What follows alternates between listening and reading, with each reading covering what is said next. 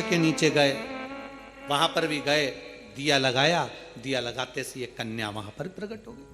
काका हमें आपके साथ चलना है। अब इतने में तो बुजुर्ग बूढ़ी माँ ब्राह्मण की पत्नी बोली, अब कहाँ लेकर जाओगे, कौन है, रो रही है, बिलक रही है, हमें तो आपके साथ चलना है, हमें लेकर चलिए। ब्राह्मण ने कहा, अब ये रो रही है, कोई भी इसका नजर नहीं आ रहा है, इसको भी ले लो, लेकर चल दिया। ब्राह्मणी चिढ़कर बोली, घर में पहले से 6 बेटियां बैठी हैं, 2 और हो गई, कितनी हो गई, 8, और पति पत्नी 10।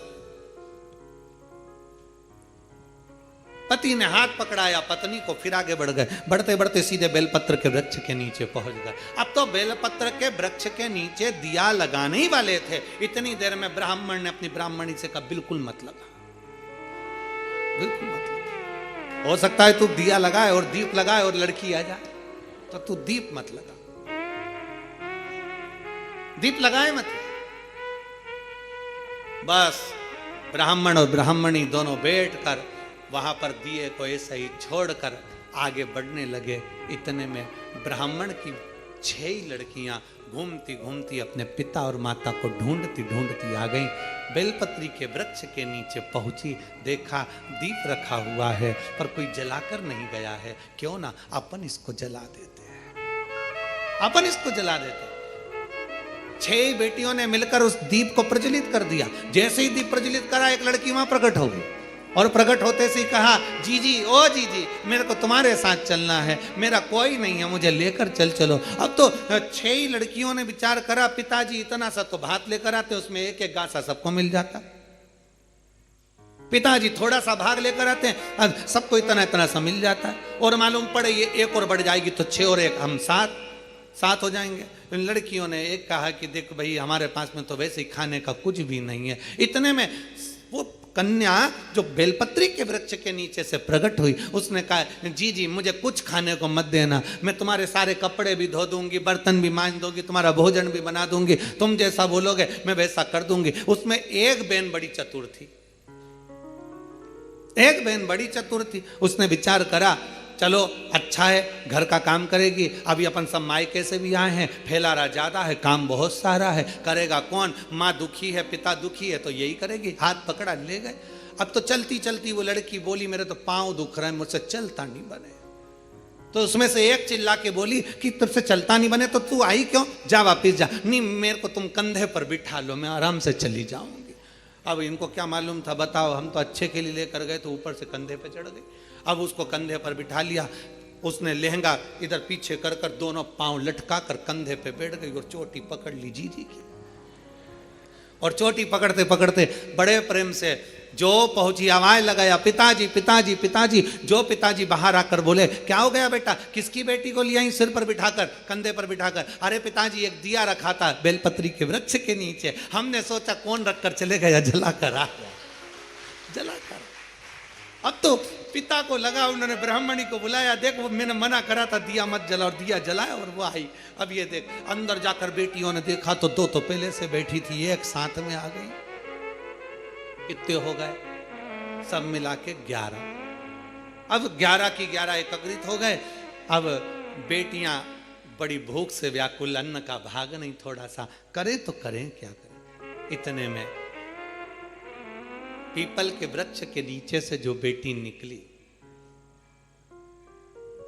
आंवले के वृक्ष के नीचे से जो बेटी निकली, बेलपत्र के वृक्ष के नीचे से जो बेटी निकली, ब्राह्मण पिता ने और ब्राह्मणी ने दोनों ने मिलकर उन तीनों का नाम पावनी लक्ष्मी रख दिया।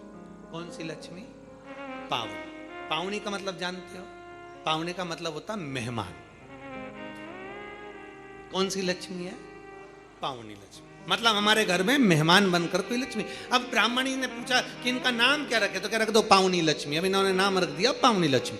अब तीनों को नाम पावनी लक्ष्मी। अब एक ने कहा, जो पीपल के वृक्ष के नीचे से निकली, मैं जाती हूँ अभी भोजन बनाती हूँ। तो इतने में ब्राह्मणी आंख में आंसू भरकर बोली, बेटी तू इतनी सी तो रखी है, भोजन क्या बनाएगी, कुछ भी तो खाने का नहीं है, अपन एक काम करेंगे, कल भिक्षा मांग कर लाएंगे तब बनाएंगे। इतने में लक्ष्मी ने उसी समय, पावनी लक्ष्मी बोली, माँ तू तो बर्तन बता दे, बर्तन कहाँ रखा है, बस बर्तन बता, मैं बना दूंगी। तो बनाएगी क्या, अन्न हो घर में तो बनाएगी ना। अरे माँ तू बता तो सरी,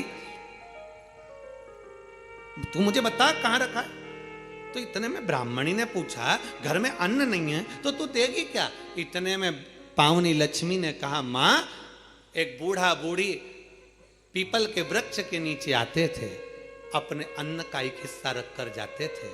शंकर भगवान बोले हैं उनके अन्न का पूरा हिस्सा चुका कर आना है, इसलिए मैं तुम्हारे दरवाजे पर आई हूं। मां भागवता बर्तन दिए, भोजन बनना तैयार हुआ। जैसे ही भोजन बनकर तैयार हुआ, सब ने पाया ऐसा स्वादिष्ट भोजन, आज पेट भरकर जिंदगी में पहली बार भोजन करा। भोजन कर कर बर्तन मंज कर रखे ही थे। कोई रिश्तेदार कभी नहीं आता था क्योंकि धनी नहीं था। सुख के साथी हजारों हैं, जब दुख पड़ा तब कोई। धन के साथी हजारों हैं, जब धन नहीं तो कोई। अब धन नहीं, कोई रिश्तेदार नहीं आता था। आज सब भोजन कर कर आराम से बस चक होकर खूब आनंद में रह रहे थे, खूब प्रेम से बात कर रहे थे। इतने में जो मामा कभी नहीं आता था वो मामा आ गया, और मामा आकर दरवाजे लगाया, दरवाजा बजाया, और आवाज बजाकर जैसे दरवाजा बजाया जीजी आई बाहर। बहन ने कहा भैया तू इतने सालों के बाद आज आया है, कैसे आना हुआ। बहन यहाँ से निकल रहा था, बहुत भूख लग रही थी, सोचा तेरे घर का भोजन करते हुए चले जाऊं। अब ब्राह्मणी ने मन में सोचा जो भोजन था वो तो सब हम खा गए, 11 की 11 पूरा निपटा गए, कुछ बचा तो है नहीं। अब तुझे दे तो दे क्या प्रदान करें। इतने में दूसरी लक्ष्मी, पावनी दूसरी लक्ष्मी आंवले के वृक्ष के नीचे की बोली, अरे माँ क्यों चिंता करती है, तुम्हारा मामा तुम्हारा भाई हमारा मामा बिठा, अभी हमें भोजन बना के लाती। दूसरी ने जैसे कहा भोजन, तो इतने में ब्राह्मणी ने कहा कि भोजन पहली वाली तो दे दी पीपल का भाग, अब तू कहाँ से लाएगी। दूसरी बोली एक ब्राह्मणी आते थे, आंवले के पेड़ के नीचे भिक्षा रख कर जाते थे, हिस्सा मेरे को भगवान शंकर जी बोले हैं उनका हिस्सा पूरा चुका कराना, इसलिए मामा को भी खिला कर भेजती। जो भोजन बनाया मामा तो चक खाया, वहीं पड़ गया, वहीं सो गया। मामा जैसे सोया खूब आनंद में रहे। अब सब की सब आनंद में सो रहे थे, सब आनंद चक से सो रहे थे। तीनों कन्याओं ने दोनों उठकर आखिरी पावनी लक्ष्मी से पार्वती जी की उस बेलपत्री के वृक्ष के नीचे से निकली उस कन्या से कहा जीजी अब तेरी बारी है, तू अब कुछ कर। पावनी लक्ष्मी ने कहा चिंता मत करो। ब्राह्मणी को जगाया और ब्राह्मणी से कहा एक काम कर, पूरे घर का कोठा साफ कर दे, झाड़ू को घर के पीछे रख दे, चलनी पर कपड़ा ढाक दे,